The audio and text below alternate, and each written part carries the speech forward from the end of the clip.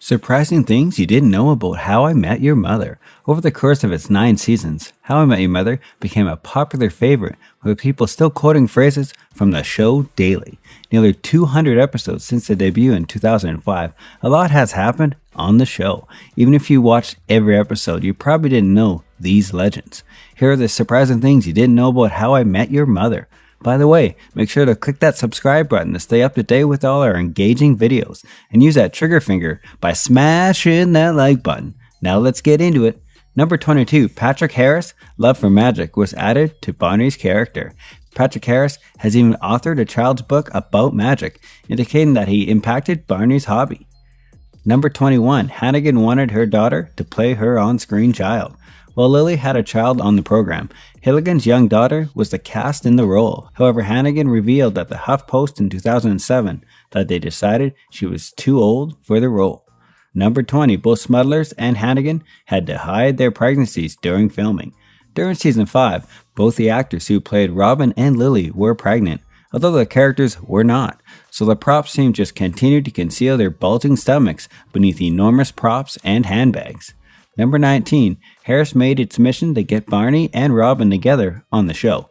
When the characters' meeting was first discussed, Smudlers was reluctant, but Harris worked hard to make it happen during production.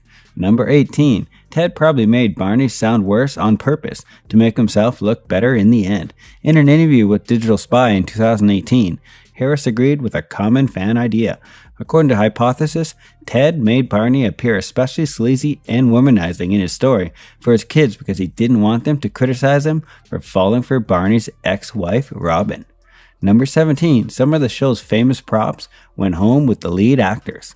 According to Bays and Thomas, several of the show's iconic props ended up going home with the stars after the series finished in 2014. Harris received Barney's playbook and the tabletop from the McLaren's booth.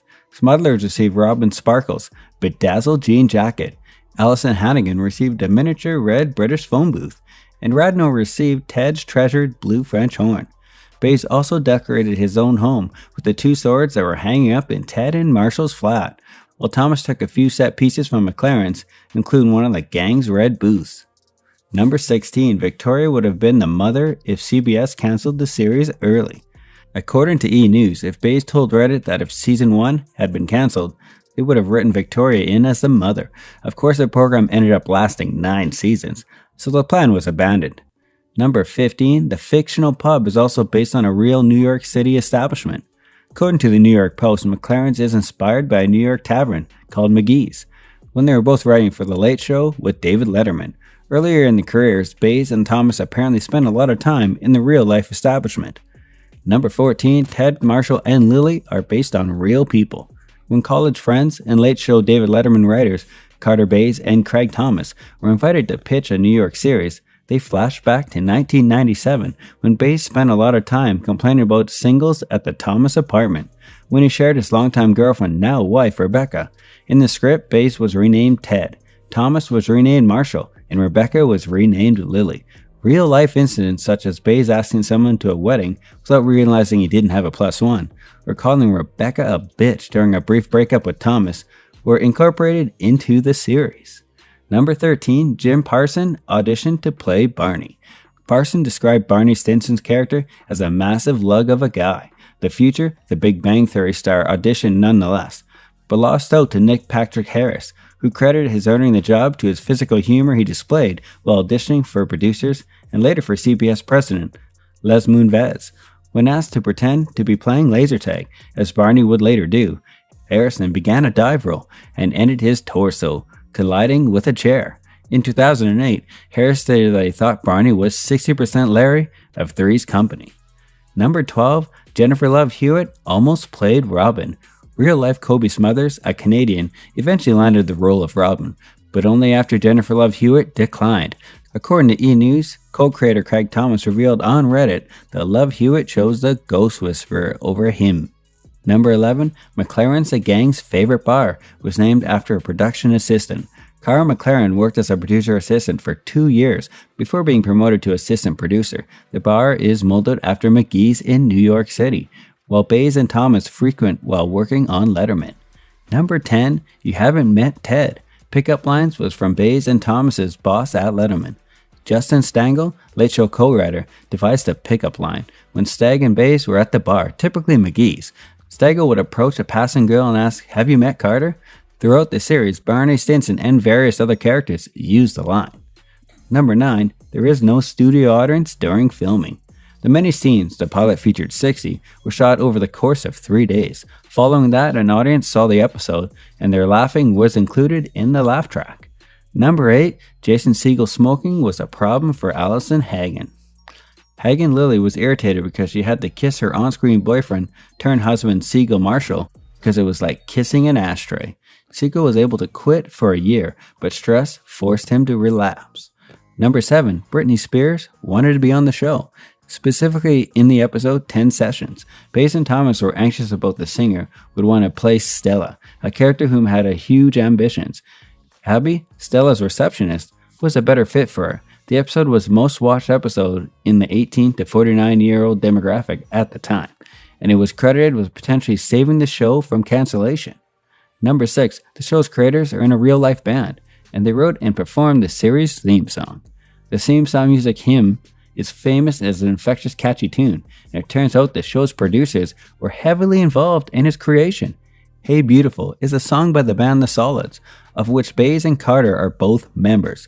Bays sings and plays guitar, while Thomas plays the drums.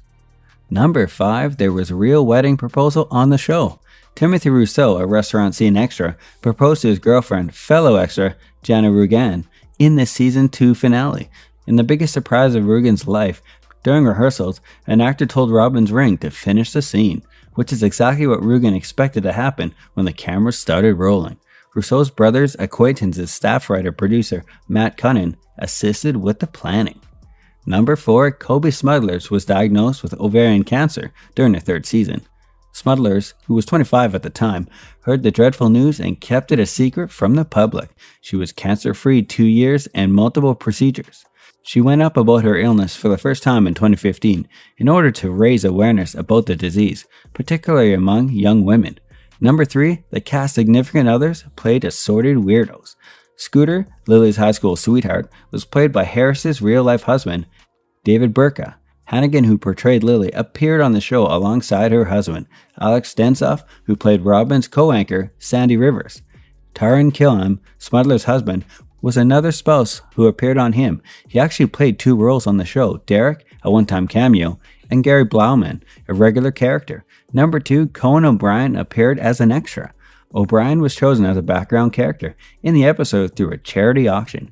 Bays and Thomas intended to give the late-night talk show host a larger role in 2012's No Pressure, but O'Brien thought it might be funnier and more realistic if he was merely an extra. Number 1, Ted's kid knew the ending of the series for 9 years. According to CBS News, the closing sequence with Ted's children finding that Ted still loved Robin was taped in 2006 to guarantee that the actors portraying the children looked the same. Because it was only a year after the show's debut and 8 years before the conclusion aired, various steps were made to keep the ending a secret. The actors who played the youngsters, David Herney and Lindsay Fonseca, had to sign a non-disclosure agreements, and only one camera operator was permitted in the room as they recorded the final scene. Even when Herney was bribed with beers in bars by strangers curious about what he performed, the two kept their word. So what do you think about these surprising things you didn't know about How I Met Your Mother? Let us know in the comment section below. And hey, if you enjoyed the video, don't forget to like and subscribe to our channel so we continue giving you the best content. Thanks for watching. See you in the next video.